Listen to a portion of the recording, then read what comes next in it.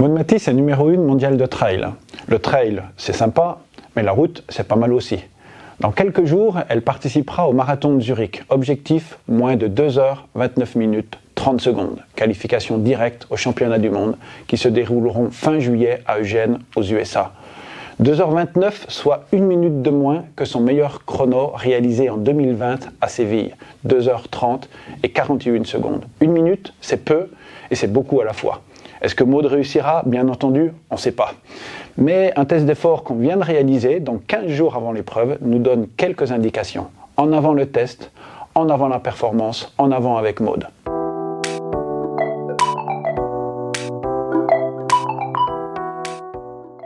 S'agissant de performance, il faut déjà venir analyser l'objectif. Donc l'objectif de Maude, je viens de vous le dire, c'est 2h29 et puis 30 secondes, soit 3 minutes 32 au kilomètre, autrement dit 16,9 km/h. Alors le marathon de Zurich, c'est un marathon 20 km à plat dans un sens et puis on revient à plat dans l'autre sens le long du lac de Zurich. Donc au niveau dénivelé, c'est plutôt pas mal, c'est un marathon qui va assez vite, autrement dit, il s'agit pendant 42 km 195 de tenir à peu près 17 km/h pour réaliser cet objectif Eugene. Maintenant, quel entraînement Maude a réalisé pour venir être prête pour cette qualification? Alors, l'entraînement habituel de Maude, c'est un entraînement, on l'a déjà évoqué dans les 3 premiers opus qui étaient considérés pour Maude, eh bien c'est un entraînement dans lequel elle faisait un modèle seuil, donc elle s'entraînait beaucoup à des allures rapides, c'est-à-dire des allures entre 15, 16 et puis 17 km/h. En revanche, son volume global d'entraînement était extrêmement faible, 60 à 65 km de course par semaine. Pour une athlète de ce niveau-là, c'est exceptionnellement bas. Alors, dans les 3 derniers mois qui viennent de se passer, qui étaient les 3 mois de préparation spécifique pour le marathon, elle a augmenté de 50% son volume habituel. Autrement dit, elle est montée à 90-100 km par semaine. Ça reste très peu pour des athlètes de ce calibre, mais en revanche, c'est un peu plus que ce qu'elle a fait. Habituellement, elle était plutôt à 80-90 km par semaine dans les séances spécifiques, dans les semaines spécifiques qui précédaient son marathon. En tout cas, c'était le cas pour ces 2 précédents marathons qui ont été réalisés en 2h31 et 2h30, en 2018 et 2020. Donc, un petit peu plus d'entraînement avec au moins 2 à 3 séances spécifiques. Donc, quand on entend séances spécifiques, c'est des séances allure marathon. Alors, c'était quoi ces séances allure marathon? Eh bien, c'était des séances type 4 fois 3 km à 3 minutes 30. Ou alors 4 km, 3 km, 2 km, 1 km, en montant de 3 minutes 30 à 3 minutes 25. Donc, c'est entre 10, 12, 13 km à allure spécifique marathon lors de la séance. Mais elle n'a pas réalisé, bien évidemment, que ça, parce qu'on pourrait dire, là, ça fait quand même pas beaucoup de vitesse spécifique. Elle a aussi réalisé des séances longues. Donc une séance longue, pour Maude, c'était à peu près 2 heures, qui étaient découpées en type 15 km en endurance, donc plutôt facile. Alors, plutôt facile pour Maude, ça veut dire à peu près 15 km/h. Ensuite, suivait 9 à 10 km à 16 km/h, 3 minutes 45 au kilo. Et après, il y a eu de 6 à 9 km entre 3,30 et 3,25. Vous voyez, donc les séances spécifiques, c'était des séances dans lesquelles on avait 2 heures de course et 2 heures qui étaient progressivement incrémentées pour être sur la fin de la séance aux allures spécifiques marathon. Alors ça, c'était une nouveauté. Jusqu'à présent, quand Maude réalisait ses séances longues, avant qu'elle soit avec Maël, son entraîneur actuel, eh bien, elle avait plutôt tendance à faire des séances longues, mais une allure en dessous de l'allure spécifique. Là, elle a intégré pour la première fois de l'allure spécifique à ces séances qui étaient des séances de type volume. Deuxième spécificité, changement de son entraînement, elle a réalisé, ce qu'elle ne faisait pas jusque-là, des séances de 30, 40, 45 minutes à des allures faibles. Donc elle a fait beaucoup plus de petites séances dans lesquelles elle sortait, mais c'était des séances un peu de type récupération. Avant, elle ne le faisait pas. Alors allure faible, pour elle, c'était 4 minutes 30 à 4 minutes 20, donc vous voyez aux alentours de 13 à 14 km/h dans ces séances de 40-45 minutes. Enfin, dernière chose, elle a eu beaucoup plus de diversité, donc les séances changeaient beaucoup plus qu'est-ce qu'elle avait l'habitude de réaliser jusqu'à présent. Donc voilà les 3 grands changements avec 10 à 20 km/h de volume, à 20 km de volume en plus par semaine. Voilà donc les 3-4 grands changements qu'elle a réalisés au niveau de ses entraînements. Alors quand on analyse ce qui s'est passé sur le terrain, on peut aussi analyser qu'est-ce que ça donnait, ces séances, au niveau sensation. Eh bien, dans ces séances, Maud s'est sentie mieux sur les 2-3 derniers mois, entre 3 minutes 35 et 3 minutes 25, donc entre 17 et puis 17,5 km/h, Maud s'est sentie mieux.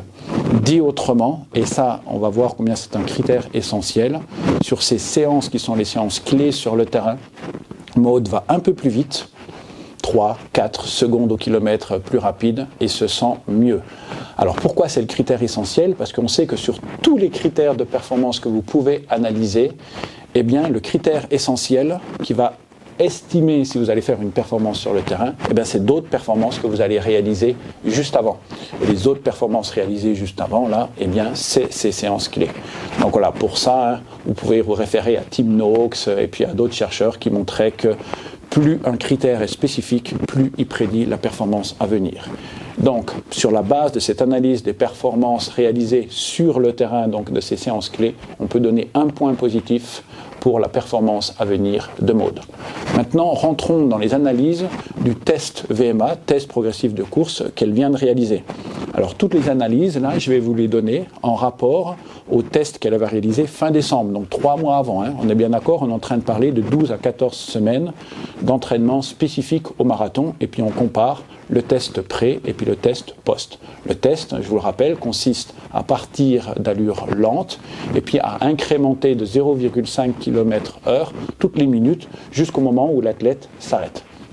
Premier test, première analyse de performance dans le test, eh bien c'est bien des indices de performance.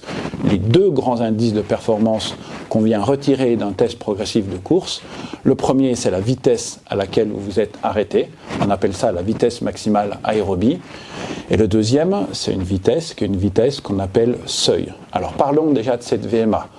Maud, elle a une VMA de 19,5 km/h et ça fait à peu près 8 ans qu'elle est stable au niveau de cette VMA. Au mois de décembre, elle était à 19,5. Combien elle a réalisé ces derniers jours? Eh bien, elle a réalisé, grand changement, 19,5. Donc exactement la même vitesse maximale aérobie qu'elle a à peu près depuis 8 ans. Donc ça n'a pas changé.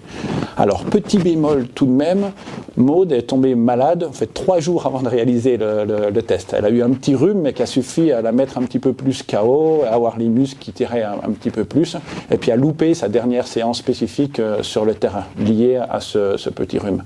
Donc on a pu voir que quand elle faisait le test, à 19,5 km/h, elle a réussi à tenir, mais elle vivait plus de difficultés liées au fait qu'elle avait ce petit rhume, très certainement lié au fait qu'elle avait cette petite fatigue, ce petit rhume qui est arrivé juste avant le test. Donc on peut se demander, on peut se poser la question, savoir dans quelle mesure, 3 ou 4 jours avant, avec une forme un petit peu meilleure, elle n'aurait pas monté sa VMA au-dessus, peut-être 20,5 km/h, mais là on n'en est pas sûr. Avec des si, avec des hypothèses, on pourrait mettre Paris en bouteille. Donc gardons le principe que sa VMA est restée stable.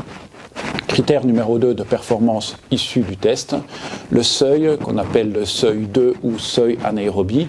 Alors là, on l'a regardé avec les variables ventilatoires, puis avec les variables de taux de lactatémie. Et donc, quand on regarde à quel niveau elle est aujourd'hui, à quel niveau elle était, eh bien pareil, c'est à peu près stable. Elle était à 17,3 km/h il y a 3 mois et elle est à 17,5 km/h sur cette analyse de test. Alors voilà, on peut mettre ou légère progression, mais vous savez, avec les systèmes d'analyse, on pourrait dire quasiment que c'est kiff-kiff, légère progression ou alors égalité. Donc son évolution va ou dans le beau sens ou alors elle est à peu près stable. Entendons bien qu'on ne peut pas avoir des progressions extraordinaires chez des athlètes de ce calibre en 3 mois. Donc les indices de performance au niveau du test, on n'ajoute pas de points, on dit que c'est stable. Il n'y a pas une modification extraordinaire. Maintenant, allons voir les critères plutôt cardiovasculaires. Parmi ces critères cardiovasculaires et respiratoires, parlons de la VO2. Maud a une VO2 max, donc la consommation maximale d'oxygène, qui est stable aux alentours de 65 ml, ça aussi depuis à peu près 8 ans. Au mois de décembre, elle était à 64 ml minute par kilo. Là, elle est passée à 66 ml minute par kilo. Donc on a une légère progression de 3 à 4%. Donc la VO2 semble avoir progressé. Alors, le niveau de progression est aussi relativement faible, mais il n'y a pas seulement le niveau de progression. On peut voir que la forme de la courbe de VO2 a changé. On parle dans les critères de repère de la VMA, je vous en ai déjà parlé, mais la dernière fois, dans les vidéos précédentes, je vous ai aussi parlé d'un autre critère qu'on appelle la VVO2 max. À quelle vitesse Maud atteint sa VO2 max. Et elle avait un truc un peu extraordinaire là, au mois de décembre, qu'on avait déjà repéré sur les autres tests, c'est qu'elle avait un plateau de VO2 max qui était très long. Autrement dit, elle atteignait sa VO2 max dès 18 km/h. Et là, on est au mois de décembre. Et donc tout ce qu'elle continuait après, c'est en utilisant d'autres énergies qu'une énergie liée à l'oxygène. Et là, qu'est-ce qu'on observe? On observe que son plateau, il s'est rétréci. À l'endroit où elle était au taquet de la consommation d'oxygène il y a 3 mois, 18 km/h, et bien là, sa consommation continue de monter. Elle continue de monter jusqu'à entre 18,5 et puis 19. Donc elle a gagné entre 0,5 et 1 km/h dans lequel sa consommation continue de monter. Donc on peut penser, si on a une interprétation, qu'elle a un peu plus de marge. Quand elle a 17, 17,5, 18, elle a un peu plus de marge, c'est-à-dire qu'il reste de la capacité de son corps à venir consommer encore un petit peu par rapport à la vitesse qu'elle atteint. Donc au niveau VO2, si je prends la VO2 max et si je prends le fait que sa VO2 continue de monter aux allures 18, 18,5 alors que ce n'était pas le cas, eh bien je peux prendre un point positif de plus au niveau de l'analyse cette VO2. 2 points positifs, 1 point neutre pour le moment. Continuons notre analyse avec cette fois toujours la prise en compte de la consommation d'oxygène, mais dans l'analyse de ce qu'on appelle le rendement ou économie de course. Donc on a regardé, comme la dernière fois, Maud à 16 km/h, et là on l'a fait aussi à 17 km/h, son allure spécifique, eh bien Maud consommait beaucoup d'oxygène ou pas.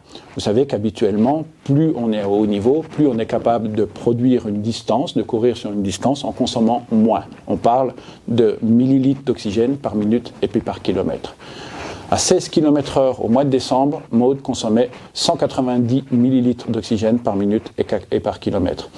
Actuellement, elle est passée à 198. Autrement dit, tout laisse à penser qu'elle consomme plus pour réaliser une distance donnée. Est-ce que Maud, avec l'entraînement spécifique, serait devenue moins efficiente? C'est une question d'autant plus importante que cette économie de course, à l'allure cible, son économie de course est aussi dégradée. Elle est actuellement à 208 à 17 km/h, 208 ml par minute par kilomètre, alors qu'elle était à 200 ml par minute et par kilomètre à 17 km/h au mois de décembre. Donc c'est assez spécial, assez étonnant. On a un peu de mal à le comprendre.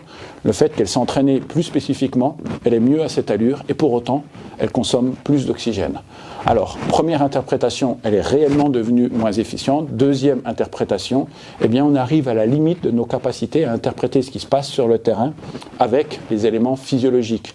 Je m'entends, je vous ai dit, un athlète entraîné est quelqu'un qui consomme moins qu'un athlète peu entraîné. Maintenant, quand on vient cibler sur les athlètes qui ont un bon niveau de performance, eh bien, on ne voit plus du tout ce rapport. On ne voit plus du tout le fait que certains ont un rendement qui serait meilleur que les autres. En tout cas, sur toutes les analyses que j'ai fait, quelques milliers d'analyses, eh bien, je vois disparaître ce schéma et je vois plutôt apparaître une tendance qui montre que quand l'athlète augmente sa VO2, donc quand il augmente la part du gâteau à oxygène qu'il a à disposition, eh bien, il vient juste manger un petit peu plus de gâteau. Un peu comme si son économie de course se dégradait.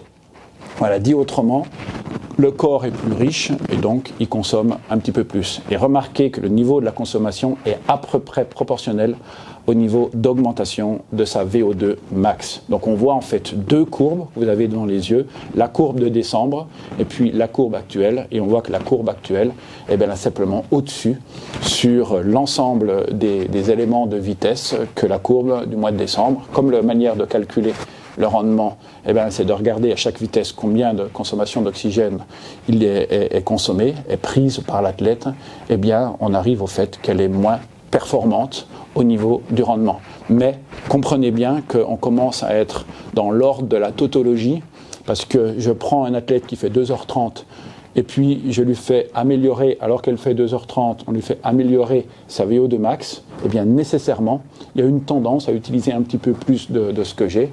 Et donc si j'utilise un petit peu plus de ce que j'ai, mon rendement est moins bon. Donc là, on est dans l'ordre d'un raisonnement circulaire. Gardons ça de côté et prenons quand même qu'on ait un point de moins pour le rendement. Un point plutôt négatif car Maud a plutôt détérioré légèrement son rendement. 2 points positifs, 1 point neutre, 1 point négatif. Continuons avec l'analyse du lactate, donc plutôt de la lactatémie, de la consommation, du fait de combien on retrouve de molécules de lactate par litre de sang à chaque vitesse de course.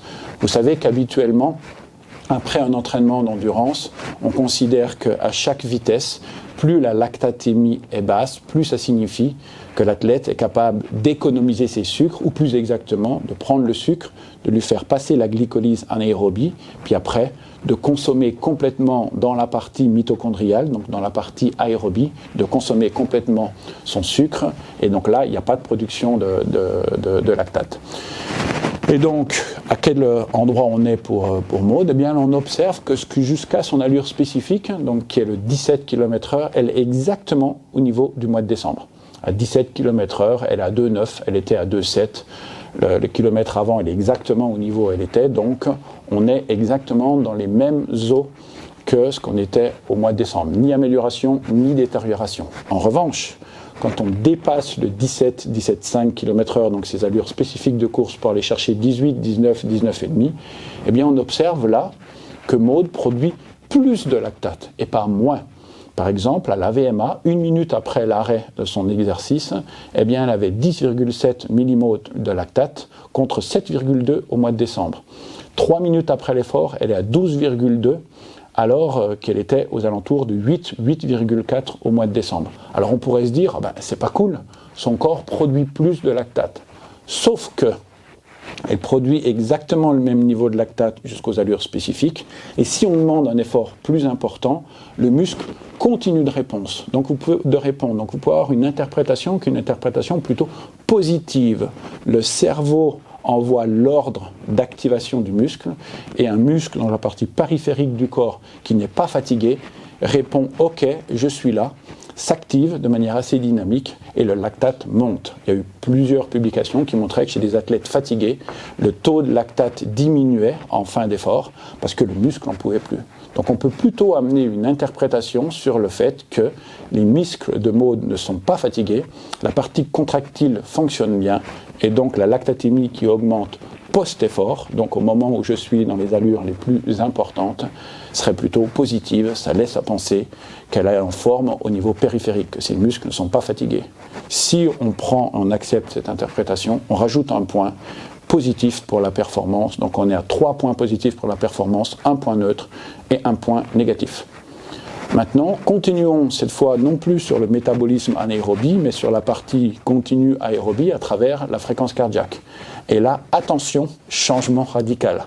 À toutes les vitesses, y compris au max, Maud présente 3 mois après une fréquence cardiaque qui a baissé d'environ 8 à 10 pulsations.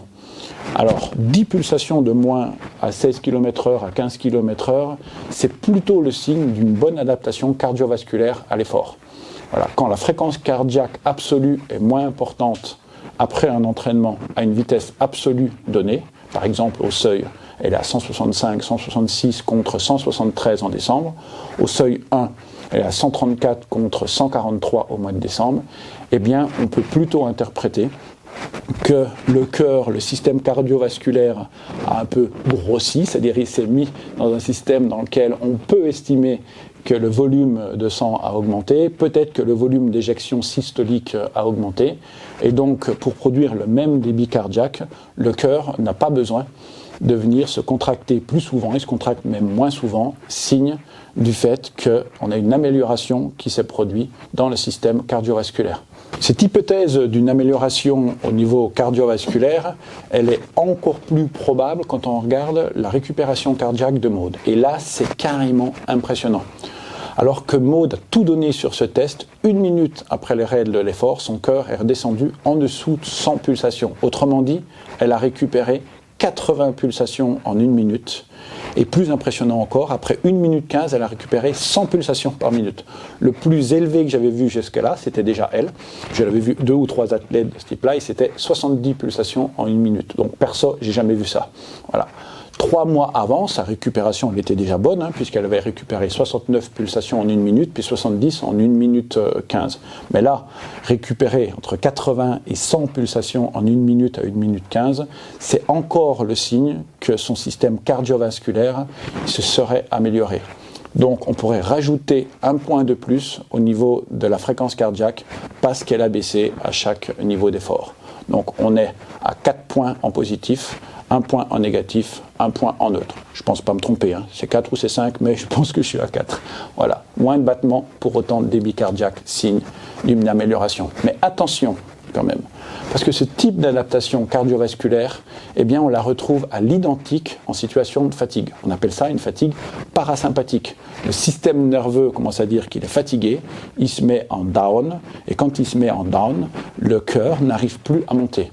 Alors comment différencier une progression d'une fatigue? La solution, c'est de ne pas se limiter à un seul paramètre, mais de venir associer tous les paramètres à travers ce que l'on peut appeler le système performance.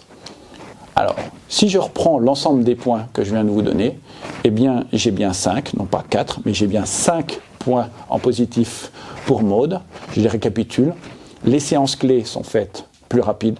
Les sensations sont plutôt des sensations de facilité à l'allure cible, avec une VO2 qui globalement s'est améliorée, une forme musculaire qui est plutôt bonne, traduite par ce gain de lactatémie en fin d'effort, et enfin une fréquence cardiaque qui a baissé. On a un critère neutre, c'est que la VMA et le seuil sont restés relativement stables. Puis on a un critère négatif qui est le rendement qui est moins bon.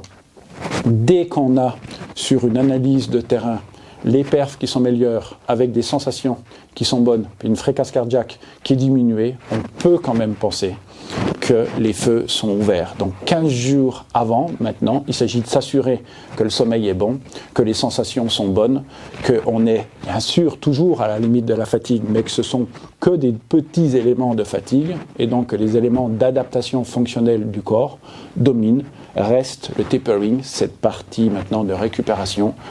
Le système mode allume ouvert reste à rejoindre l'arrivée. Objectif 2h29. Allez, un petit pronostic, 2h28, 50 secondes dans 10 jours pour la qualification Eugène USA.